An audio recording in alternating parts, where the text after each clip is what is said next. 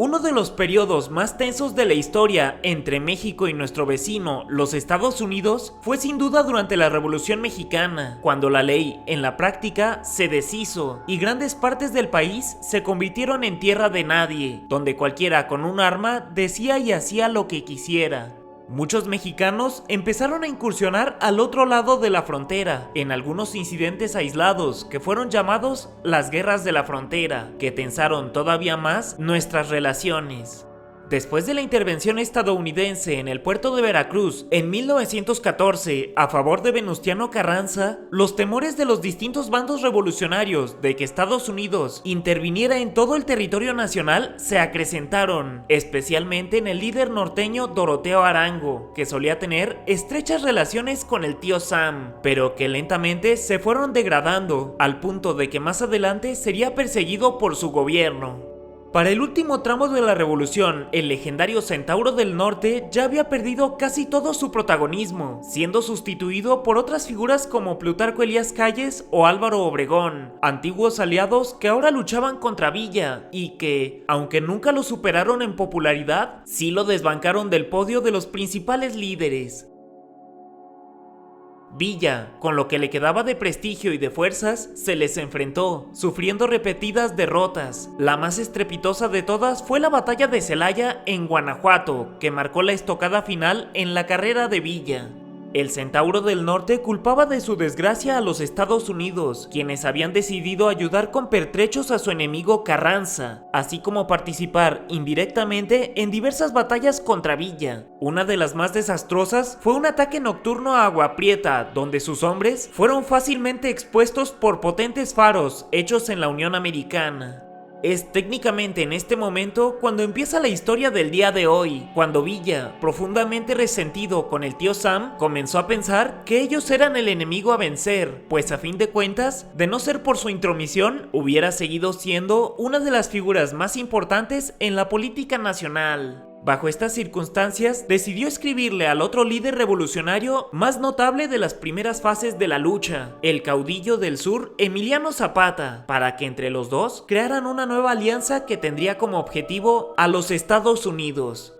La carta en la que aparentemente se da testimonio a esto, escrita por Villa, empieza con el Centauro contando cómo fue injustamente derrotado cuando intentaba cruzar de Chihuahua a Sonora, y reza lo siguiente: encontrándonos a inmediaciones de Agua Prieta y en vísperas de atacarla, llegó el enemigo por territorio americano y en trenes, un refuerzo de 5,000 carrancistas que el gobierno de los Estados Unidos permitió pasar. Puede registrarse mayor acto de ofensa para el pueblo mexicano y ataque a su soberanía nacional. Ya ha de conocer usted los tratados que Carranza celebró con el gobierno de Washington. Así, decidimos no quemar un cartucho más con los mexicanos nuestros hermanos y prepararnos y organizarnos debidamente para atacar a los americanos en sus propias madrigueras y hacerles saber que México es tierra de libres y tumba de tronos, coronas y traidores. Con objeto de poner al pueblo al tanto de la situación y para organizar y reclutar el mayor número posible de gente con el fin indicado, he dividido mi ejército en guerrillas y cada jefe recorrerá las distintas regiones del país que estime convenientes, mientras se cumple el término de 6 meses, que es el señalado para reunirnos todos en el estado de Chihuahua con las fuerzas que se haya logrado reclutar y hacer el movimiento que habrá de acarrear la unión de todos los mexicanos.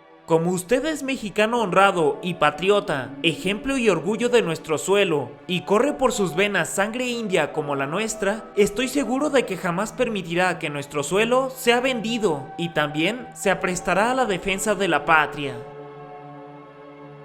Como el movimiento que nosotros tenemos que hacer a los Estados Unidos solo se puede llevar a cabo por el norte, en vista de no tener barcos, le suplico que me diga si está de acuerdo en venirse para acá con todas sus tropas y en qué fecha, para tener el gusto de ir personalmente a encontrarlo y juntos emprender la obra de reconstrucción y engrandecimiento de México, desafiando y castigando a nuestro eterno enemigo, al que siempre ha de estar fomentando los odios y provocando dificultades y rencillas entre nuestra raza, Pancho Villa.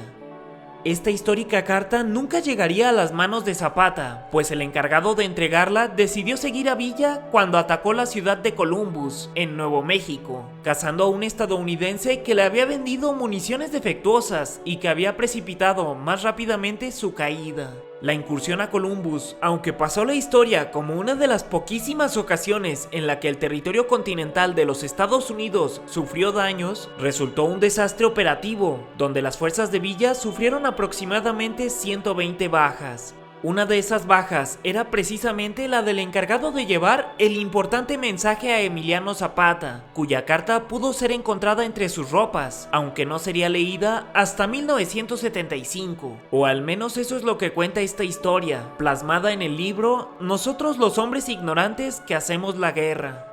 Ahora bien, después de haber expuesto todo lo anterior, hay varias inconsistencias en esta anécdota que hacen pensar que la carta es falsa. Primero porque esta carta, única en su tipo, que planeaba la organización de los grupos revolucionarios para atacar a los Estados Unidos, fue curiosa y convenientemente descubierta dentro de los mismos Estados Unidos, lo cual parece indicar que fue implantada por alguna persona de la Unión Americana, con el fin de crear una peor reputación a la Revolución Mexicana y lograr que la opinión pública respaldara una posterior intervención a México.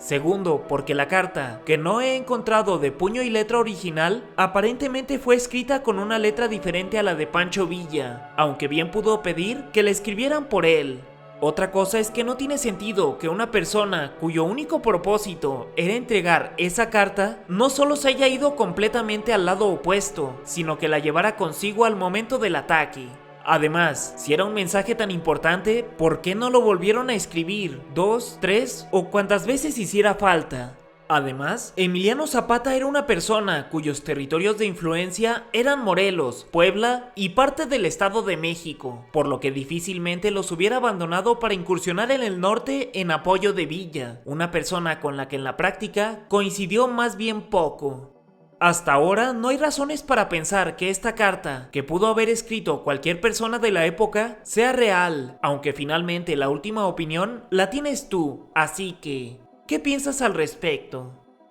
¿Sería una invención de los Estados Unidos para tener una excusa más para intervenir en el país? De ser cierta y haberse concretado la unión Villa-Zapata, ¿tendrían posibilidades reales de enfrentarse contra la Unión Americana y ganar? Para mí, Watchers, yo soy Snooty Aaron, y en esta sección donde solo llegan los valientes, están todas las fuentes utilizadas en este video, así como los créditos y las referencias, por si gustas checar alguno.